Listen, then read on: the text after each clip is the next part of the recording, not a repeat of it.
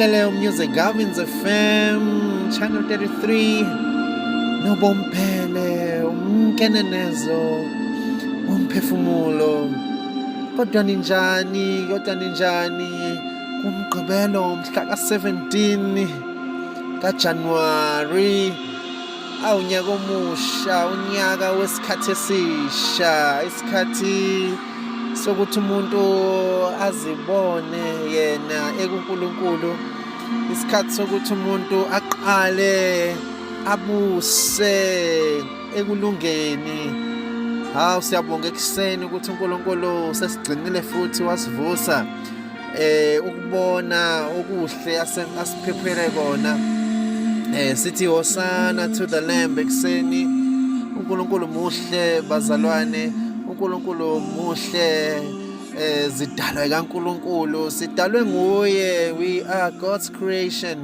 and wenza konke wayesethi kuhle okusho ukuthi akukho okungekuhle kuNkulunkulu okudalwe nguye kuhle so ingakho sizobusa ekulungeni masibusa ekulungeni sisuke sisendaweni yokwenza everything ibe good ngoba phela nisho umhlaba lo esikuwo muhle kodwa uma sizophinde futhi nathi sivele umhlaba uba muhle kakhulu that's why sithi abantu abahamba ezwini uNkulunkulu alifake kubo ngoba amandla lapho saphinde sasho sathi kulesikhathi isikhathi sokuthi abantu basebenze isikhathi sokuthi umbuso kaNkulunkulu uvele ngomuntu it's very important ukuthi sitap into that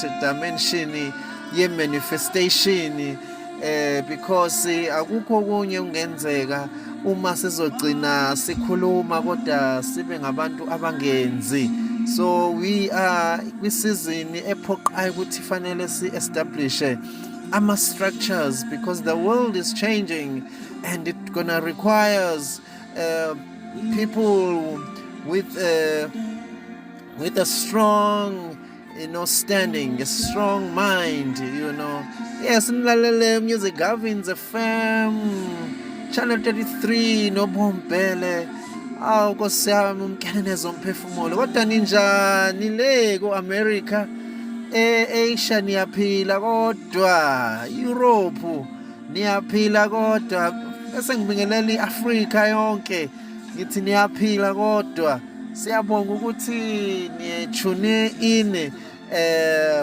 niyalalela lo msakazo ngoba lo msakazo hamba wonke amazwe awukho la ungekho khona abantu bayawuzwa umkenenezo umphefumulo ukhuluma nomuntu ukuthi akathathe amageja athathe ikhali kuyosetshenzwa because uNkulunkulu usinikile manje amandla ukuthi sikwenze konke akushoyo so we wanna say this morning uNkulunkulu akanigcine futhi anipha amandla ukuthi nikwazi ukubona izinto uNkulunkulu ayibekile kini bekade sikhuluma izolo ntambama sikhuluma about Israel eGibhithe ukuthi remember ukuthi baya eGibhithe kwakuprofesayiwe uNkulunkulu wakhuluma kuAbrahama ukhokho wabo because ngokomthetho umuntu owaya eGibhithe kwa uJakobe owayindodana yes engumntwana weline kaAbrahama siyakhumbula ukuthi uAbraham wazala uIsaac yes ezindodana and then uIsaac wayesezala uJacob no Esau and then uJakobe ke kushuthi umzukulu kaAbrahama owagcina kuyena oyeGibhithe uthe maye eGibhithe kanaye usenabantwana so okwakumphoqa ukuthi azi ukuthi njengoba eya kule eGibhithe uya khona ukuzoveza amandla kaNkulunkulu, ngoba kwathi masefike khona wamultiplya, kwaqala izinto zamultiplya ku-Israyeli, baba baningi. Uthe mabebaningi isizwe saseGibhithe sabona ukuthi engathi lesizwe sikhula kakhulu, singagcina futhi siba ngaphekwabo uma kunezimpi sibavukele. So kanti umthetho wabo baya ngenxa yephupho uNkulunkulu owanika uJosefa umntwana kaJakobe. So nje ngiyayibuka le ndlela izinto kaNkulunkulu ezisebenza ngayo ukuthi ziyaziwa. Ingakho kuthiwa uNkulunkulu kuJeremiah, ngakwazi usayihlulu, ngakwazi ngingakafaki esibelethweni sama wakho. Ukusho ukuthi impilo zethu ngampela ziqediwe and siphila impilo eqediwe. It's very important to understand that because uma siphila kanjalo, lokho kusinika amandla ukuthi sazi ukuthi asinakho ukufeyila, because izinto zakhulunywa. uNkulunkulu wakhuluma kaAbrahama wathi nizoya ezweni, a foreign land, and nibe khona bese beyanigqilaza. And then kuthe kuhamba kwesikhathi umagcino kaJakobe uJoseph waba nephupho, ephupha abafowabo bemkhothamela, wephupha iy'thungo zimkhothamela. So kwafika lapho ukuthi-ke uNkulunkulu aveze ubukhulu bakhe ngaleli phupho, ngoba leli phupho yilo elamenza ukuthi a-end up eseGibhithe uJosefa, ngoba sidrive izinto uNkulunkulu ayifake kithi, yizo ezisihambisayo. Uyithola usendaweni ethize kanti iphupho elafakwa kuwe. So kufanele sik-understand ukuthi la ukhona awukho ngoba you just decided ukuba khona or kube iphutha. It's the things uNkulunkulu ayifake kuwe. Ingakho mina ngeke ngithi kwi-environment obekwe kuyona kulesikhathi ila ufanele usebenze khona. Uma kuyindawo ye-preparation, vuma ukupreparewa, vuma ukuvukiza umhlabathi.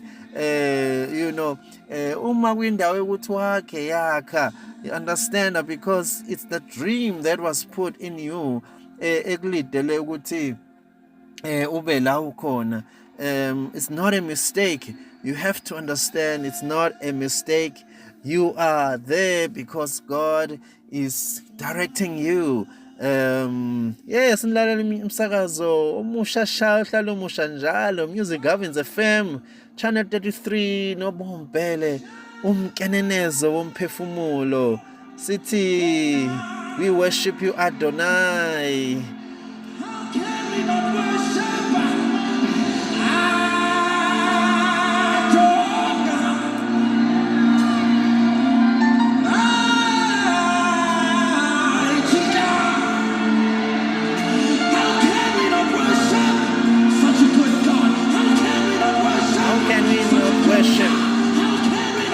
Yes, to uNkulunkulu phakeme oyingcwele ekuseni kumhla 17 January 2026. It's 5:20. God is good. Yes, so sizoyikhuluma le ndaba ngoba ade sigqugquzela ukuthi ngampela fanele sisebenze indaba yokuqala uhambo lwethu, njengoba uNkulunkulu esesinikile le mandate ukuthi we need to go out and manifest him. But fanele sazi ukuthi sihamba nani, sihamba nento eyaziwayo noma into engaziwa. So it's very important to know ukuthi into esihamba nayo yadalwa nguye before asidale. So siphethe into enqobayo, siphethe into enamandla. Leyo ID uNkulunkulu ayifaka kuwena inamandla, ungayibukeli phansi. Sometimes abantu bake banika izinto ezisimple but umuntu acabanga ukuthi ngeke yenze lutho. Athi uNkulunkulu bhaka amabheskidi uwadayise ishumi 1 rand for 1 rand, and umuntu abona ukuthi hayibo this thing sometimes athi bargain and give it out, you know, kubantu mahala, you know, and he will make sure ukuthi you get imali yokuthenga leyo nto.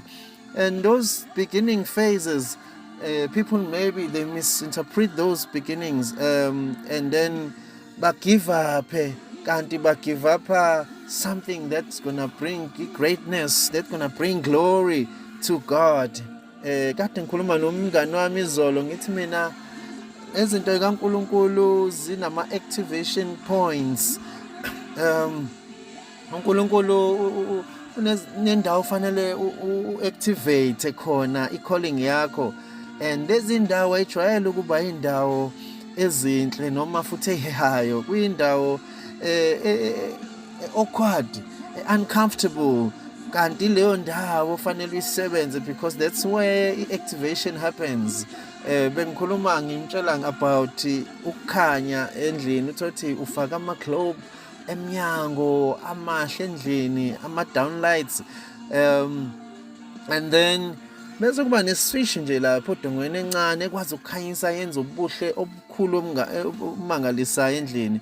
So uyabona ukuthi that thing awinaki, yabo, because it's just a switch, but it does wonders in the house, you know. So that's what I'm saying ukuthi we have to understand ukuthi uNkulunkulu usikhombe entweni ezo-activate amandla. So once you identify that, go for it, admire it and work it out, you know, because it's gonna bring greatness, it's gonna bring victory, it's gonna bring authority. Yes, nalo umsakazo omusha, umusha shama idoda. Music Gavins FM Channel 33, noBombele, umkenenezo, umphefumulo. Sithi nje ekseni abantu abavuke, ngiyazi baye enkonzweni, abanye kunama conferences, abanye kunama prayers, abanye ama funerals. uNkulunkulu abe nani ekseni. Sizoyiqhubeka ntambama indaba ka-Israel, but into ebengifuna ukuyiveza ekseni ukuthi a dream is the vehicle, ilona elikhambisayo. So la ukhona awukho ngephutha, it's because of what God has put in you. uJoseph wayengazi ukuthi uhlukunyezwa abafowabo ngenxa yephupho, kanti leli phupho lizoba saver kwindlala eyayiserious kakhulu. So uNkulunkulu unephupho ngawe, uyakwazi. I'm gonna see you in the afternoon drive. God bless you. We say we worship you, Adonai.